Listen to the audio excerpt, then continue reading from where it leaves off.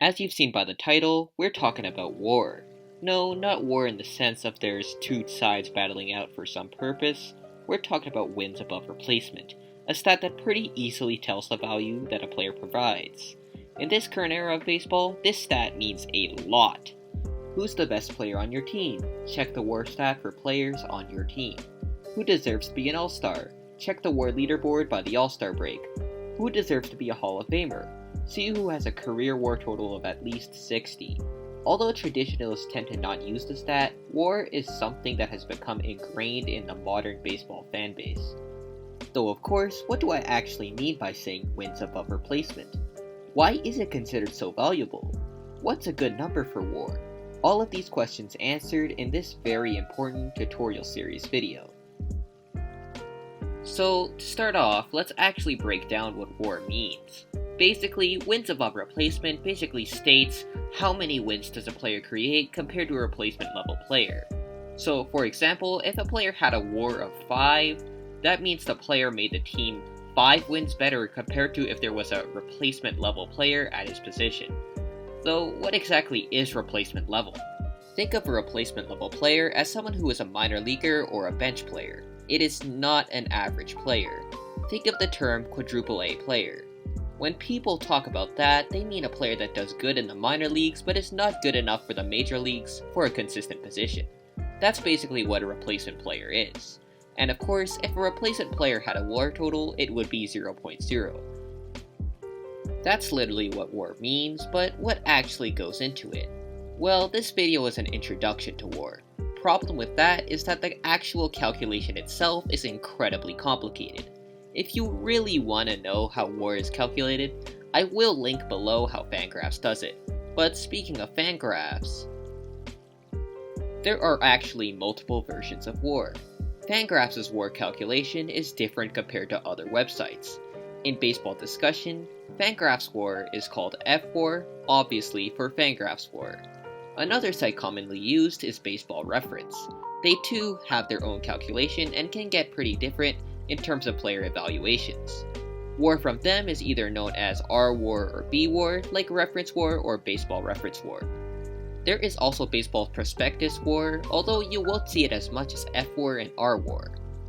WARP is the name for Baseball Prospectus' calculation and concludes the 3 main types of WAR you'll see in baseball discussion. Whatever version you choose is entirely up to you. There's no clear winner between the 3 sites, though Baseball Reference and Fangraphs are used pretty equally. For me, I personally tend to use Baseball Reference WAR, but literally only because the website runs better on my computer.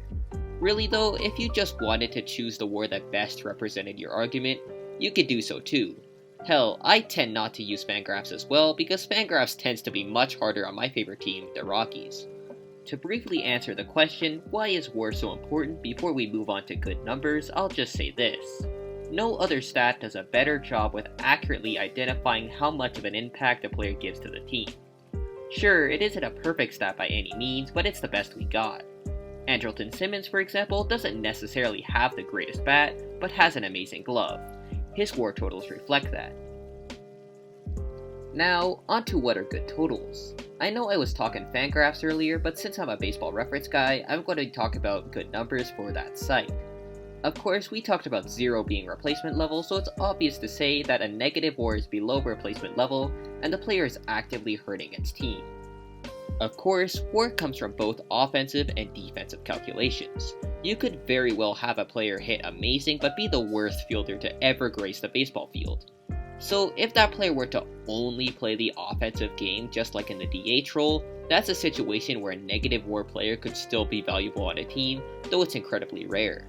Now, onto the higher than replacement level numbers. A considered average starting player would have a WAR total of 2. So anything that falls between 0 and 2 would be a bench or depth sort of player. But players with a WAR total of 2 tend to either be balanced players with no huge strengths or huge weaknesses, or heavily skewing in one direction or the other. Jackie Bradley Jr. of the Red Sox had a 1.9 WAR in 2019 and a 2.2 WAR in 2018. This would be, of course, around the average starter category, which he is. He's not really a great offensive player, but he's decent enough to keep a starting role. But what he does have is great defensive skill. He won a Gold Glove in 2018, and although his defense did fail a little in 2019, he was still considered a solid starter for the Sox. Next up on the list would be a WAR total of 5. This is where you get your average all-star player. Of course, this also means that any total between 2 and 5 can range from above average starter to just missing the considered all-star category. Like how I explained with negatives, there are still players who would be in this range that would be still considered an all-star. Take Nelson Cruz. In 2019, his triple slash was 311, 392, and 639 for a 166 OPS+. These offensive numbers are incredibly fantastic. He was easily in consideration for one of the best hitters in the league. His WAR total, 4.4. No, it isn't a fluke. He just doesn't play the field that often, as he's 40 and not really good there in the first place. In fact, he never played in the field of his 114 games with the Twins. But let's get back to the All-Star part. This is Astros outfielder Michael Brantley. In 2019, he put a WAR total of 4.8, which is pretty damn close to 5.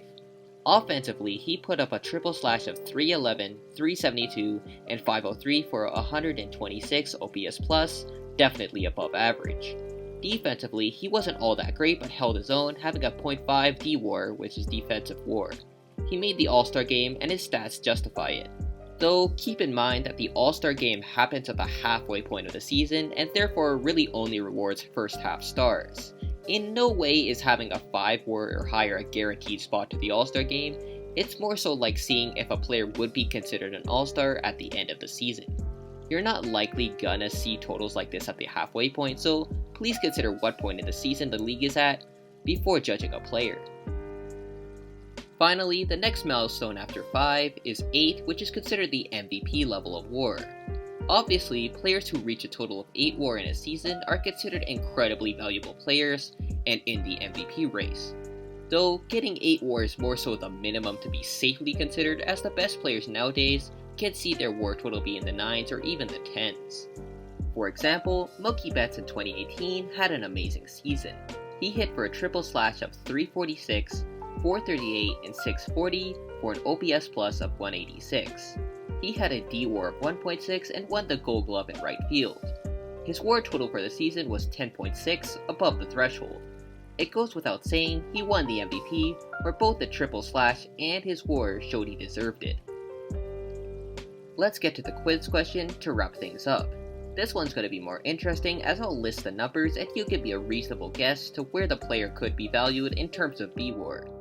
This is Cardinals second baseman Kolten Wong. He hit 285, 361, and 423, good for an OPS plus of 106. His D-WAR is 2.2, and he won a Gold Glove for the best fielder at second base in the National League. Although he didn't make the All-Star game, that's only because he didn't heat up until the second half of the year. So reasonably, what range would you put Kolten Wong in for WAR? Is he below 0, between 0 and 2, 2 and 5, 5 and 8, or was he even above an 8? I'll heart the correct answers down below, and of course, go to Baseball Reference yourself if you want the answer. Thanks for watching.